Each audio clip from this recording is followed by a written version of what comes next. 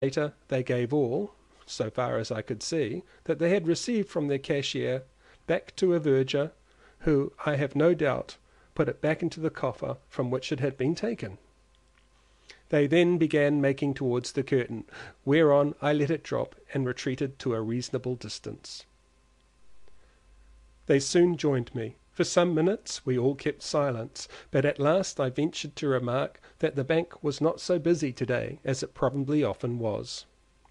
On this Mrs. Nosnibor said that it was indeed melancholy to see what little heed people paid to the most precious of all institutions. I could say nothing in reply, but I have ever been of opinion that the greater part of mankind do approximately know where they get that which does them good. Mrs. Nosnibor went on to say that I must not think that there was any want of confidence in the bank, because I had seen so few people there.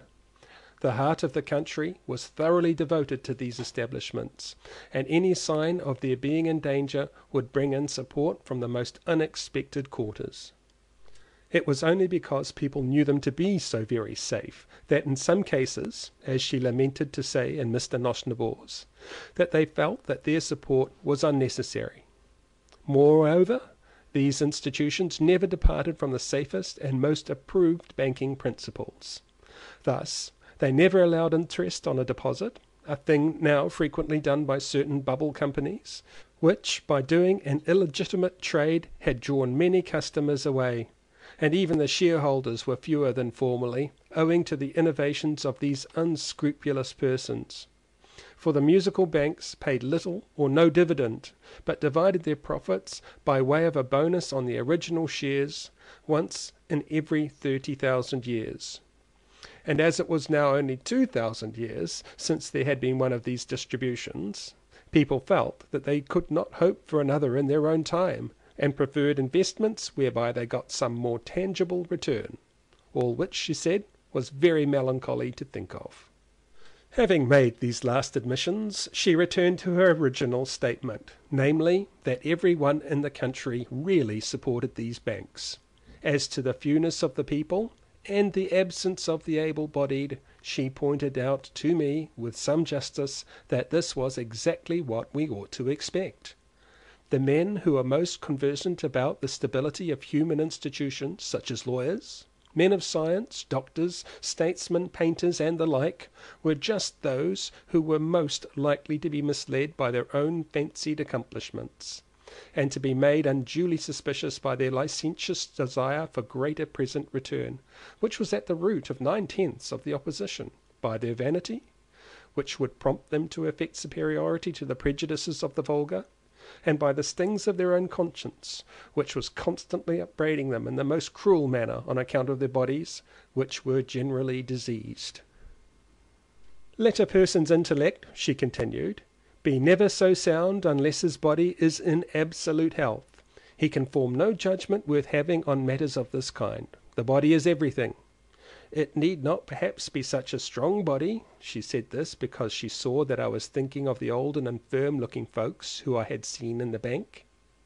But it must be in perfect health. In this case, the less active strength it had, the more free it would be the working of the intellect, and therefore the sounder the conclusion. The people, then, whom I had seen at the bank, were in reality the very ones whose opinions were most worth having. They declared its advantages to be incalculable, and even professed to consider the immediate return to be far larger than they were entitled to. And so she ran on, nor did she leave off until we had got back to the house. She might say what she pleased, but her manner carried no conviction, and later on I saw signs of general indifference to these banks that were not to be mistaken. Their supporters often denied it, but the denial was generally so couched as to add another proof of its existence. In commercial panics, and in times of general distress, the people as a mass did not so much even think of turning to these banks. A few might do so, some from habit and early training, some from the instinct that prompts us to catch at any straw when we think ourselves drowning. but few from a genuine belief that the musical banks could save them from financial ruin if they were unable to meet their engagements in the other kind of currency. In conversation with one of the musical bank managers, I ventured to hint that this as plainly as politeness would allow. He said that it had been more or less true until lately, but now that they had put fresh stained glass windows into all banks in the country, and repaired the buildings, and enlarged the organs, the presidents moreover had taken to riding in omnibuses and talking nicely to people in the streets, and to remembering the ages of their children and giving them things when they were naughty, so that all would henceforth go smoothly. "But haven't you done anything to the money itself?" I said timidly. "It is not necessary," he rejoined. "Not in the least necessary, I assure you." And yet anyone could see that the money given out at these banks was not that with which people bought their bread, meat, and clothing.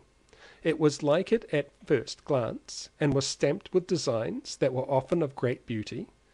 It was not, again, a spurious coinage, made with the intention that it should be mistaken for the money in actual use. It was more like a toy money, or the counters used for certain games at cards, for, notwithstanding the beauty of the designs, the material on which they were stamped was as nearly valueless as possible.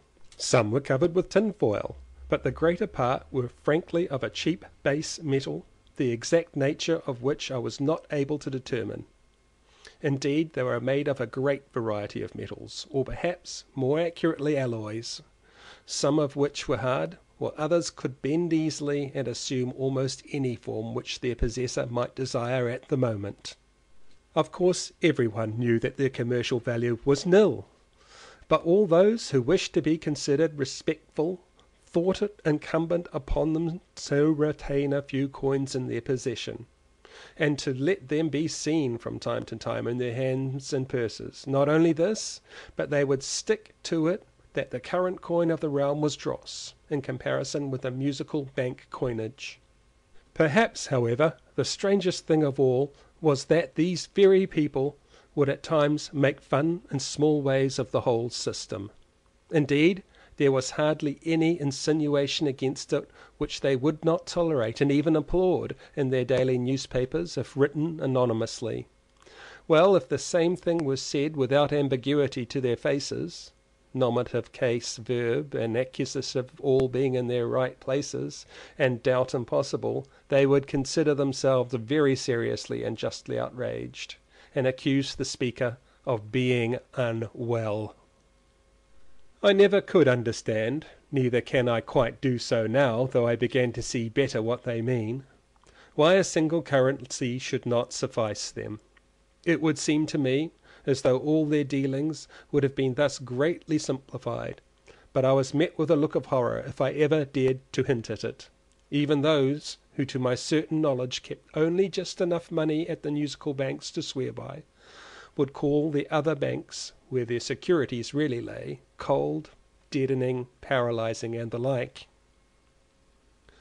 I noticed another thing, moreover, which struck me greatly. I was taken to the opening of one of these banks in a neighbouring town, and saw a large assemblage of cashiers and managers.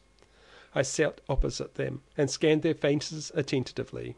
They did not please me. They lacked, with few exceptions, the true Erewhonian frankness, and an equal number, from any other class, would have looked happier and better men. When I met them in the streets, they did not seem like other people, but had, as a general rule, a cramped expression upon their faces which pained and depressed me. Those who came from the country were better. They seemed to have lived less as a separate class, and to be freer and healthier, but in spite of my seeing not a few whose looks were benign and noble, I could not help asking myself concerning the greater number of those whom I met, whether Erewhon would be a better country if their expression were to be transferred to the people in general. I answered myself emphatically no. The expression on the faces of the high Yagdrinites was that which one would wish to diffuse, and not that of the cashiers. A man's expression is his sacrament. It is the outward and visible sign of his inward and spiritual grace, or want of grace, and as I looked at the majority of these men I could not help feeling that there must be a something in their lives which had stunted their natural development, and that they